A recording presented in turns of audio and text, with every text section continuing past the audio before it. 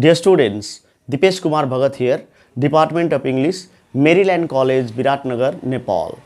Today, I have brought a story entitled About Love. It's a love story, an interesting love story by Anton Chekhov, a Russian dramatist and short story writer of 20th century. You can see here love, a mystery that cannot be defined by anyone for generalization. It means we can find the views of Anton Chekhov about love.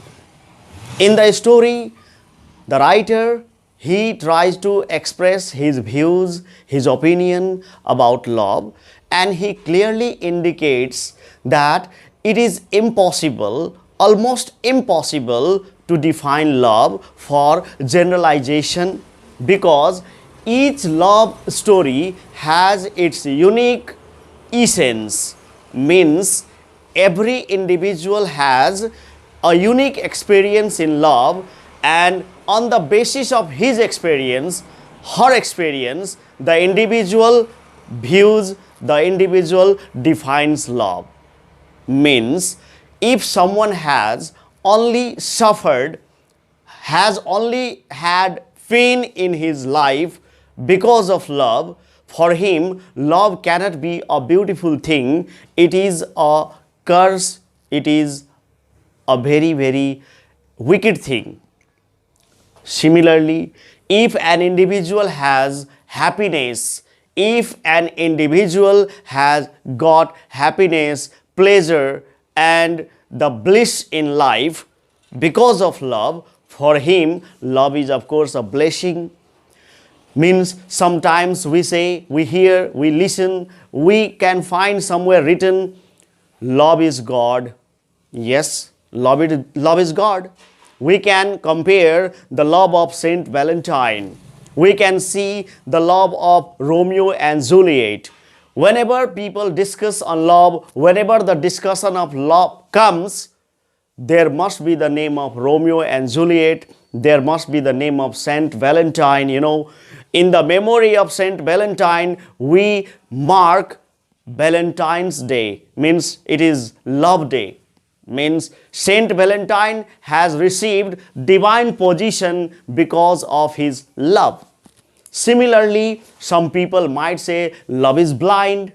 Yes, of course, love is blind, because when you are in love, you don't see whether the person is white or black. You don't see whether the person is rich or poor, whether the person belongs to your caste or not, whether the person is senior to your age or junior. You don't care about the economic background, you don't care about the birth, the status. Means a prince, a happy prince, a rich prince can fall in love with a poor girl, and at the same time a very rich princess might fall in love with a street beggar. Means the princess or the prince, they don't see whether the person is a king or the person is rich or poor, what is the economic background, the social background. Love does not see the color of the skin, does not care about the marital status, whether a person is married or unmarried. We have examples in our society. A married man falls in love with an unmarried girl, or an unmarried man falls in love with a married woman having 2 or 3 children. We have examples in our society. Sometimes we hear a married woman with 2 or 3 children, having two or three children, eloped with a bachelor, an unmarried boy. That means love is blind. Love does not see any social norms and values. It goes beyond. It crosses all the limitations made in our society. So love is blind. It proves, justifies love is blind. Then love can be a blessing for someone whose life was very worse, whose life was very bad, who was a criminal in his background, who had a criminal background, if that person falls in love, true love, now the person from criminal, right, life, from the life of the criminal, he might become very saintly. It might bring positive change in his life. That means love can bring change in life. The person, for that person who was a criminal and became a saintly person, a civilized person, a gentleman, because of love, for him love is a blessing. Similarly, the person who was very saintly, very religious, very disciplined, very civilized, love might make him, if he gets deceived, if he is deceived in love, he can turn into a criminal, he can turn into a wicked person. Means love can be sometimes a blessing, for someone it can be a curse, for someone it can be God, for someone it can be a beautiful thing, a beautiful experience. So there are multiple interpretations, there are multiple, you can say, explanations about love. The more we discuss on love, the less we feel we know about it, because it is mystery.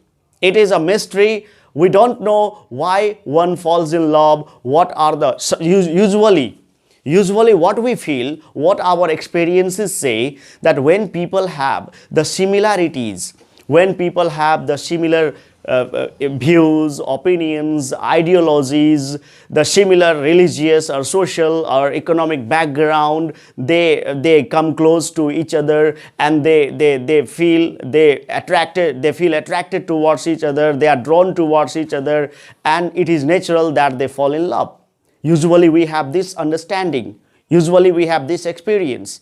But we can see, on the contrary, we can see love between the two persons who are totally different in their ideologies, in their views, in their opinions. We can see between diversities. Someone has said love is lake of sorrows, ocean of tears, valley of death, and end of life. The person who expressed these views about love, this experience about love, must have suffered a lot in his life because of love, and that's why these views came from him. So love can have multiple layers. Love has multiple layers. Multiplicity of love cannot be, because of its multiplicity we cannot define love. Its dimension, its unfathomable dimension, it cannot be measured, and therefore we can say love is a mystery. Here the views of, if you see the views of Anton Chekhov, he clearly indicates love is a mystery that cannot be defined for generalization. Means one definition of love, a single definition of love, cannot be applicable in all cases.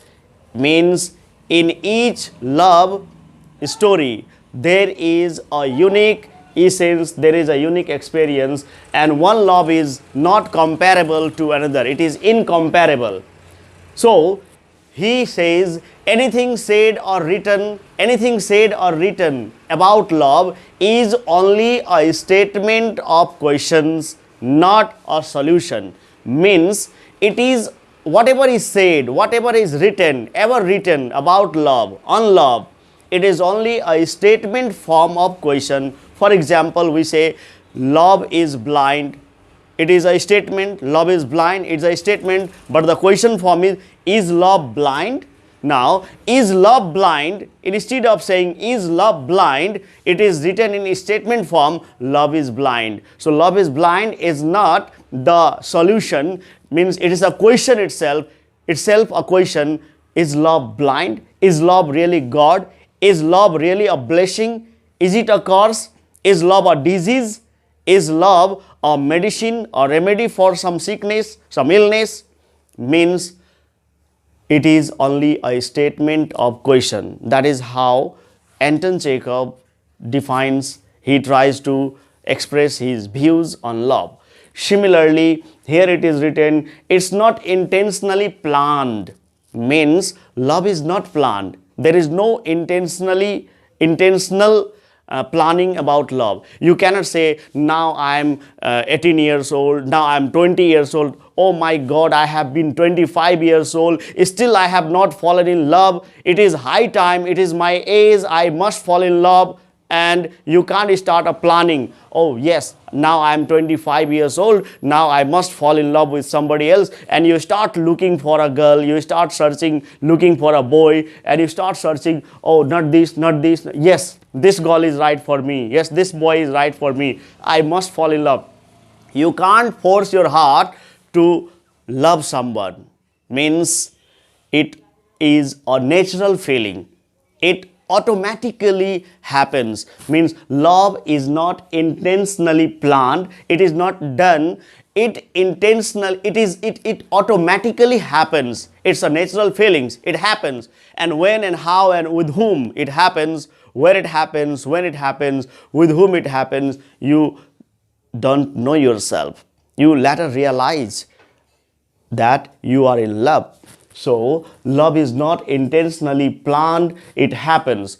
Automatic, natural feeling, you can see it is an automatic feeling or natural feeling. Yes, everyone has this feeling, and there is no question whether it is good or bad. When you are in love, you never have the question what I am doing is right or wrong, it is just or unjust, fair or unfair. Is it honorable or dishonorable? Is it good thing or a bad thing? Right? Sensible or stupid? But one thing Anton Chekhov says, one thing I am sure, that it is a source of dissatisfaction and irritation. Love makes you restless and uncomfortable. Because when you are in love, your eyes are always eager to see the beautiful face of your beloved. Your ears are always curious to listen the sweet, beautiful and melodious voice of your beloved.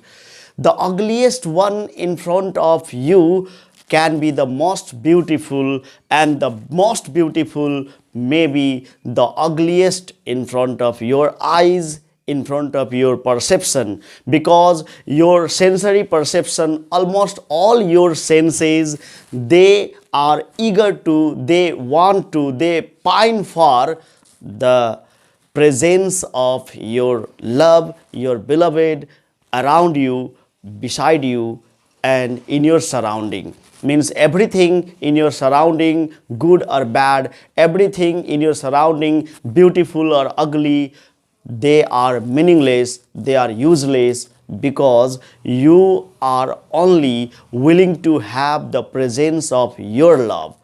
It means love is a source of dissatisfaction and irritation. There is a famous line in Hindi that says, "Gadhi se dil lagi to pari kya cheez hai." It means when you are in love with a donkey, the most beautiful lady in front of you is meaningless, is useless, because you are desirous, you are pining for, you long for your love, whether it is good, ugly or beautiful, no matter. Means each love has its unique experience. Means each love should be, each love must be handled or interpreted, or you can say explained differently. Means the doctors, as Anton Chekhov mentions, the doctors say each case should be treated individually. You see, sometimes what happens, different patients, many patients in front of the doctor go and they have the similar symptoms. They may have the similar symptoms like common cold, cough, sneezing, runny noses, fever. Means almost every patient, each and every patient, they have the similar symptoms, yet the doctor does not generalize all the cases. The doctor treats each individual patient differently, means each patient is sent for different tests, blood test, urine test, and so on and so on. And then after different tests, the doctor prescribes medicines. It's not that the doctor sees all the patients having the common symptoms and they starts prescribing, yes, this medicine. No, doctor prescribes medicines only after the individual analysis, individual evaluation, checking of the body and diagnosis. That means each lobe, in the same way, each lobe should be studied or interpreted individually. It is individual matter, it is not common, it is not generalized. That's how we can see how love is undefinable. And you see, when you are in love, you start reciting, composing poetry, you become poet. As Plato has said, Plato says every man is a poet when he is in love. That means you start speaking like a poet, you start reciting poems, you start appreciating the beauty of your love, and this is how your language, your words become poetic. Now let us focus on the characters of the story. The major characters you can see on the board here. First one is ALYOHIN. Of course, ALYOHIN is the central character of the story. He is the character whose love story is the central focus of the entire story about love. And then he is not only the character, you can say, he is also a narrator. In fact, he is the mouthpiece of Anton Chekhov, because whatever comes from the mouth of, all the words coming from the mouth of ALYOHIN, these are the words of Anton Chekhov, and therefore we can say he is the mouthpiece of Anton Chekhov. ALYOHIN is a bachelor. He is living in Sofino, a village of Sofino in Russia, and he has completed his graduation from Moscow University, but currently he has been working as a farmer, living in Sofino and working as a farmer. His education, his qualification, his academic excellence does not allow him to do this work, but he is compelled by the circumstances. Now we shall be talking about the circumstances further. Let's say now the next character is Nikanor. Nikanor is a cook and he has a violent temper. It means sometimes he drinks heavily and becomes wild in nature. Similarly, Pelageya. Pelageya is another character who is a housemaid, and Mr. Luganovich is the next character, a friend of ALYOHIN, who is an assistant president of the circuit court. And similarly, Anna Alexeyevna. Anna Alexeyevna is the wife of Mr. Luganovich, and she is also the opposite character of ALYOHIN. She is a female, opposite female of the hero, our hero, you can say. And Anna Alexeyevna is the heroine of the character, as the hero is ALYOHIN. And Burkin and Ivan. Ivan and Burkin, they are the friends of ALYOHIN. They are the guests of ALYOHIN. They have come to ALYOHIN's home, and the setting of the story is Sofino. As I mentioned earlier, it is a village in Russia where ALYOHIN has been living for a long time and has been working as a farmer. Although his education, his intelligence, his qualification does not allow him to do this job. So now let's get into the story. As the story begins, we find ALYOHIN sitting at the breakfast table with his friends Burkin and Ivan, and they are discussing on various topics, having breakfast. At that time, Nikanor, who is a cook, he appears asking for the menu for the dinner, and as he appears there, he takes the menu for the dinner and he goes from there. When he goes, ALYOHIN starts talking about Nikanor. He points at Nikanor and tells his friends about his character, about his behavior, about his nature. He is not very good looking. He has puffy face, and you can say he is clean shaven, but the mustache, you can see it looks as if his mustache that has not been saved, that has not been saved, but plucked out. He, in brief, you can say he is not very good looking, and internally, means inwardly, he is not very good as well, because he has violent temper, he has conservative orthodoxical concepts, and Nikanor, as I said, has a violent temper. Sometimes he drinks heavily and he beats Pelageya. Pelageya, who is a beautiful girl, a beautiful smart girl, and working as a housemaid in the same house.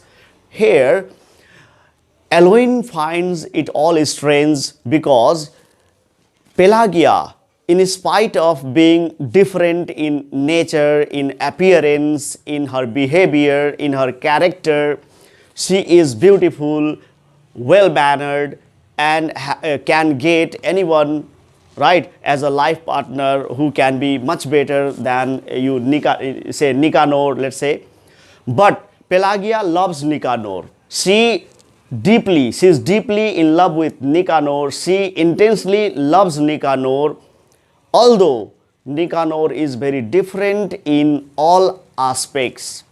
Now, this is very surprising, this is very shocking to ALYOHIN, because usually what we feel when people have similarities, when people have similar tastes, desires, the views, opinions, characters, attitudes, then they usually come close to each other, they fall in love. That might be natural, but in spite of the differences, in spite of these vast differences, let's say, both outwardly and inwardly, Pelageya intensely loves Nikanor. That is very strange in the views of ALYOHIN, as we also feel so. ALYOHIN says this makes ALYOHIN conclude the relationship, the affair between Pelageya and Nikanor makes ALYOHIN feel that love is undefinable, and he says love is a mystery. We cannot make a decision, we cannot make a prediction that this and this may be the cause of love. This may, if this is the situation, if these conditions are fulfilled, there can be love, because in love there is no condition. Certain conditions you expect to be possible, but those conditions might be might fail in other situations. So this is the relationship between Nikanor and Pelageya, and I said Nikanor is a man of conservative thoughts or orthodoxical opinions, views. Why? Because Pelageya wants to live with Nikanor like husband and wife, just so, like just you can say live-in relationship. She wants to live with Nikanor just without getting married. Because he is a drunkard. She doesn't like to be called the wife of a drunkard, and maybe it is matter of independence.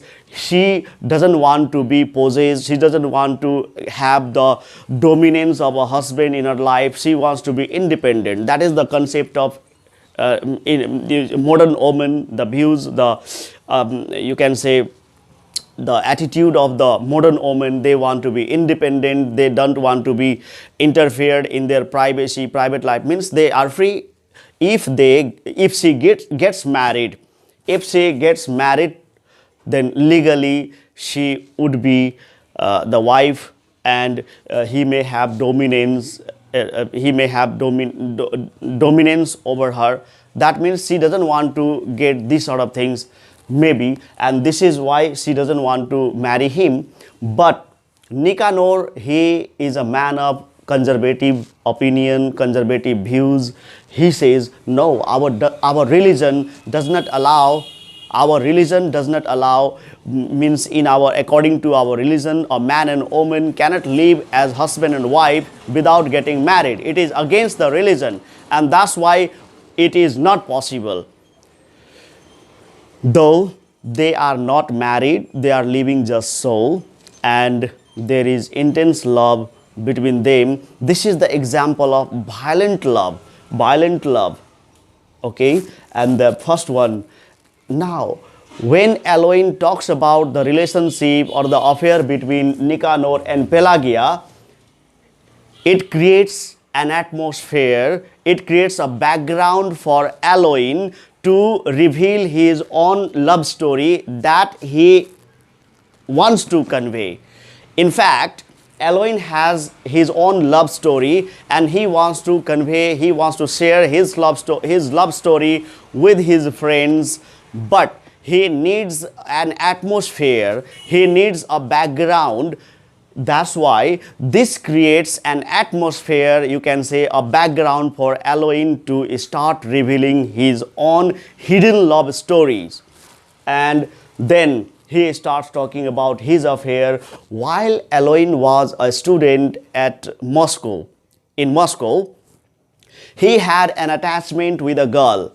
He was, in fact, one-sided love, you can say. It was one-sided love of ALYOHIN for a girl, but that girl was interested only in his money, because he says whenever he held her in his arms, she would ask him, how much money are you going to provide me for housekeeping or for the price of the beef, and so on and so on. Means she was economically exploiting him. It was her selfish love. But ALYOHIN had, attachment. ALYOHIN had attraction towards her. In fact, it was one-sided love. This is the example of selfish love. Later, he realized that the girl was interested only in his money, and he corrected himself. Now, the second love story between ALYOHIN and a college girl, or the girl whom he loved while he was a student at Moscow. This is the example of selfish love. The two types of love already mentioned here. Now comes the main love story, the central love story. As I mentioned earlier, although ALYOHIN has been working as a farmer with other farmers in the village, he goes to the farm, to the field, and he works very hard. He tries to uplift his economic condition. He wants to overcome the economic crisis, working hard, because hiring the servants, keeping the workers, that might cost much more than expected, and therefore he tries to uplift himself, overcome the economic crisis, to pay off the debt that his father had taken, the loan that his father had taken from the moneylenders, from the landlords in the village. And in spite of doing all these things, ALYOHIN has one good thing, one positive thing, that is he tries to keep himself up to date. He tries to maintain himself with the world affairs. He reads, his taste, his love for, his passion for reading, for literature, for books, that they have never been away. They have never been erased. And he often reads, almost every evening he reads The Messenger of Europe, going upstairs in his room. He tries to keep himself distinct. He tries to keep himself different from the rest of the farmers in the village, because doing so makes him feel, yes, he is graduate, he is educated. And in those days, having a graduation from university, it was a very prestigious matter. It was a matter of pride, because few people, countable, a number of few people, they had such qualification, good qualification, and he actually deserves to have a post, an official post in some organizations, some institutions, some offices. But his circumstances, they have compelled him. He is obliged, you can say, rather he is compelled by circumstances. That is not his willingness. He is not doing whatever he is doing there in the village is not willingly, it is his unwillingness, but you can say he is compelled by the situation and the circumstances. Now, he starts talking about his story. He says, many years before, while he was here, many years before, he had been elected as an honorary justice of peace from the same village. Honorary justice of peace means he was elected as an honorary justice of peace, and because of this, he had to, because of this post, because of the honorary justice, holding the post of an honorary justice, you can say like a leader from the village. He was the head of the representative of the village. Whenever there was some dispute, some problems in the village, he had to represent the village and settle the disputes or problems. Now, because of this post, he had to visit the town frequently, make an official visit. He had to make official visit to the town in the circuit court. And while he started going to the town, when he started visiting the town, the circuit court, he had friendship, he had acquaintance, you can say familiarity with many people in the town. And among those people, there was one man with whom he had very different, you can say very intimate relationship. That man was Mr. Luganovich. Mr. Luganovich was an assistant president of the circuit court where this man, ALYOHIN, used to visit often. Now, ALYOHIN had deep attachment, you can say intimacy, very closeness with Mr. Luganovich. And one day, Mr. Luganovich invited him for a dinner. Mr. Luganovich invited ALYOHIN for a dinner to his house, and because they had been familiar, ALYOHIN could not refuse that. He readily accepted the invitation and he went to his house. As ALYOHIN went to the house of Mr. Luganovich, there he met his wife.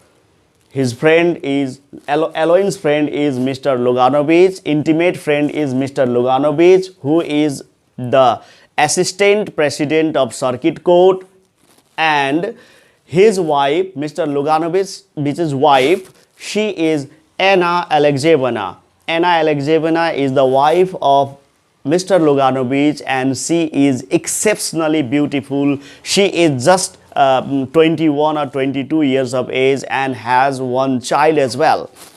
But she doesn't look so old, though she doesn't look like the mother of a child. She is so beautiful, exceptionally beautiful, so impressive, so attractive, you can say, that ALYOHIN is at first sight, he is drawn towards her, he is attracted towards her, and he, to some extent, he feels jealous that why this woman did not come in my life before. Why I came very late in her life. If she had come in my life earlier, before, perhaps I would have married her. How this beautiful girl, this beautiful lady, Anna Alexeyevna, how this beautiful lady can live with such a matured, aged man, means Luganovich. Luganovich was approximately 40 or above 40, you can say. He feels very regretful, you can say regretful. He feels very regretful that she is not the, she did not come in his life before. Now, this was not the fault of ALYOHIN, means we cannot say that ALYOHIN is a bad character here, because he intentionally, there was no intention in ALYOHIN's mind. He did not have any intention, he did not plan my friend Luganovich invited me, I will go to his house and I will fall in love with his wife, or I will be attracted towards it. It was not his intention. He went there, he just went there, he saw her and he was attracted at once. He was drawn towards her by her exceptional beauty, fascinating nature, or you can say appearance of Anna Alexeyevna.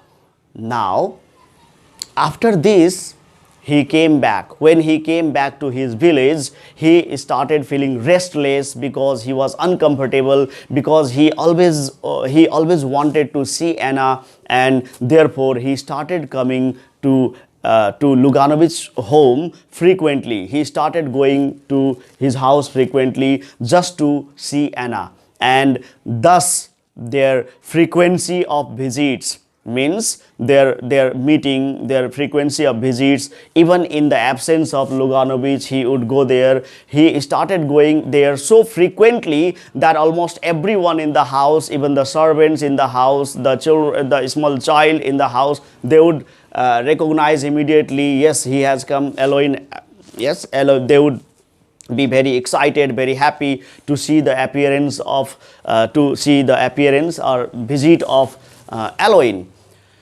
Now, their relationship, you can say their friendship, that started growing deeper and deeper. They started growing much deeper than just friends.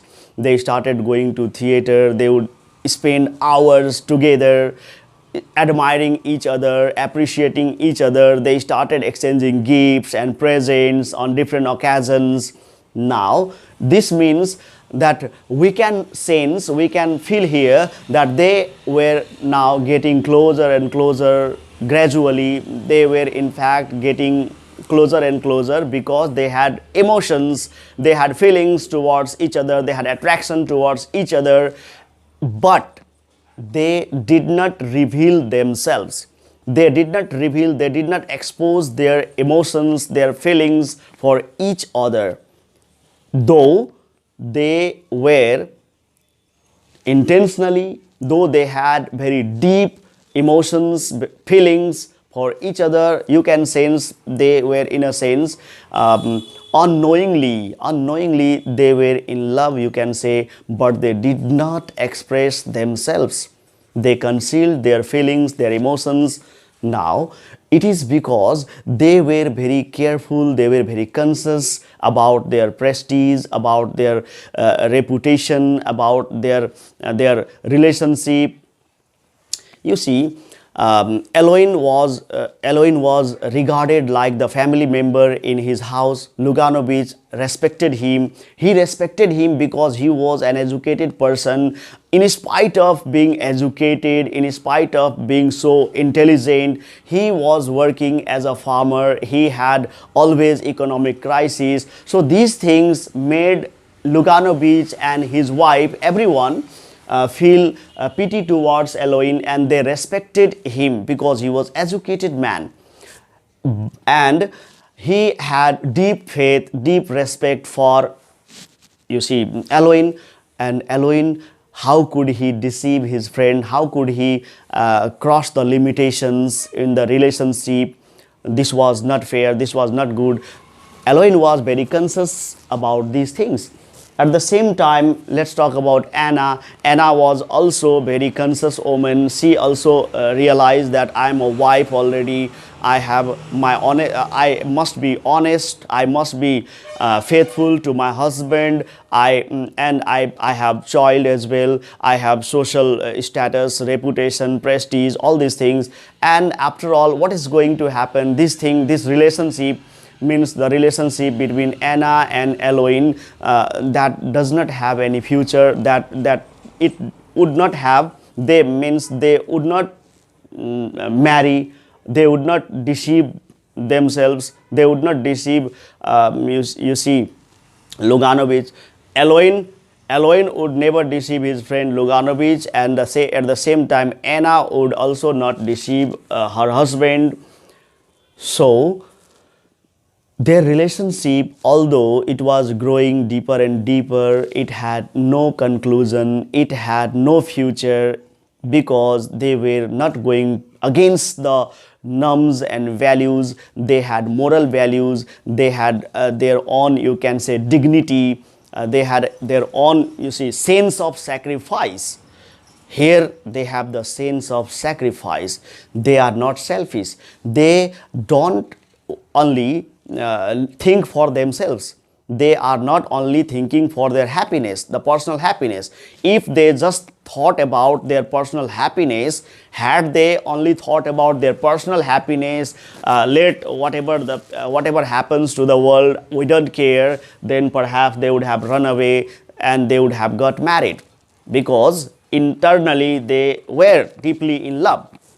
But they don't do anything, any sort of such things. And we can also, people might say that they might have the physical relationship, or we can say no, these sort of things he mentions, he says, ALYOHIN refuses, he denies, no, we did not have that sort of thing, whatever people thought, but we were honest to each other, we were, you see, we had not crossed any limitations in the relationship. As years passed, Anna already had 2 children, and still ALYOHIN and Anna, they had the frequent meetings. They would go to the theater and they would sit close to each other, side by side. They would enjoy the theater, and when they came out of the theater, they would say goodbye and they parted. They walked on the road like strangers, so that the people would not have any suspicion. They would not raise question mark on her character, on their character, let's say. But in course of time, because of some misunderstanding, or you can say because of some disturbances, maybe it is about she was conscious about whatever was going on between them, whatever was going on between Anna and ALYOHIN, that was not good. She started feeling kind of uncomfortable, restless, and you know, she started losing temper. She would grow angry, she started speaking rudely. Means there was some sort of changes, you can say negative changes, were noticed by ALYOHIN in her nature, in her behavior. And the doctors, when she consulted the doctors, okay, that the doctors predicted that she had a nervous prostration, that is emotional exhaustion, a kind of depression. It was a kind of mental illness, sort of mental illness was, you know, noticeable in Anna. And now she started avoiding, she started ignoring. Whenever ALYOHIN came, she would be busy doing something else. She would not give time. Means she started going to her mother's home and stay there. She would stay there for several days, long time. And now there was a time for separation. You know, to everything, every good thing, every bad thing has an end, and just in the same way, their relationship also had to come to an end, because I already said there was no future of their relationship, because they were, you know, faithful, they were honest, they were moral, and their moral values and norms of society, they did not allow them to cross the limitation. So now there was the time of separation. Anna had to go to Crimea for treatment, you can say, because her the atmosphere, the climate of that place was not good, not favorable, as the doctors said, and she had to go to Crimea for recovery of her health. And her husband, Mr. Loganovich, he got a transfer letter. He was transferred to Western Province, so he had to move to Western Province to receive his appointment in another place as a transfer. And Anna, she had to move to Crimea. She had to go to Crimea. And afterwards, after the settlement, her husband Loganovich would take the children to the destination. That was the planning. Now, Anna was already at the railway station. She was sitting in her compartment, and ALYOHIN went there for the last time to see her off, to say goodbye, the final goodbye to her. Many people, almost everyone in the locality, in the neighborhood, they went to visit to see her off. They had Luganovich, they had already sold their property, their land, villa. Yes, means after selling all their property, almost everything from there, they were shifting. And Anna was already at the railway station. She was sitting alone in her compartment, and there ALYOHIN goes with a basket. She probably had left a basket at home. ALYOHIN carries the basket, and he goes, enters the compartment of Anna. There, when he sees Anna alone, there was no one around nearby. They both started expressing their emotions. They were overpowered by emotions at the time, at the moment. They ignored everything and they embraced each other. They started kissing each other, and they had tears in their eyes, because this was the time they were without words. They were expressing themselves without uttering a word. Without uttering a word, they were expressing themselves. Their eyes, the tears were expressing their feelings and emotions, and they kissed each other, they shared their feelings, and thus the story ends. And in this way, we can see that ALYOHIN is a pitiable character. He really deserves pity from the audience, from the readers, because two times one line or comment is made by his friends. First, Luganovich, and Luganovich makes a comment about ALYOHIN. He says, "Your condition is like a squirrel rushing around in a cage." A squirrel rushing around in a cage means a helpless creature being imprisoned. Means when an individual is imprisoned, his freedom, he is not able to live the life of his choice. He is not able to do things according to his will. He is compelled to limit himself within certain limitations, within the boundaries. This kind of life he is living. So his friend Luganovich says, your condition is like a squirrel rushing around in a cage. Luganovich once says the same thing is repeated, the same statement is repeated by his friends Ivan and Burkin, before whom he is telling the story. After listening all his stories, his friends Ivan and Burkin tells him that you are like a squirrel rushing around in a cage, because whatever ALYOHIN wanted, he never got, he never received. Because you see, first we see he deserves a post in office. He is educated, qualified, intelligent, but he is working as a farmer. That is not the life of his choice. You see, this is his helplessness, pitiable. We feel pity towards him, sympathy towards him. Then the second thing, he loved a girl while he was a student in Moscow, University of Moscow. The girl was exploiting him economically. It was his one-sided love. He did not get that love.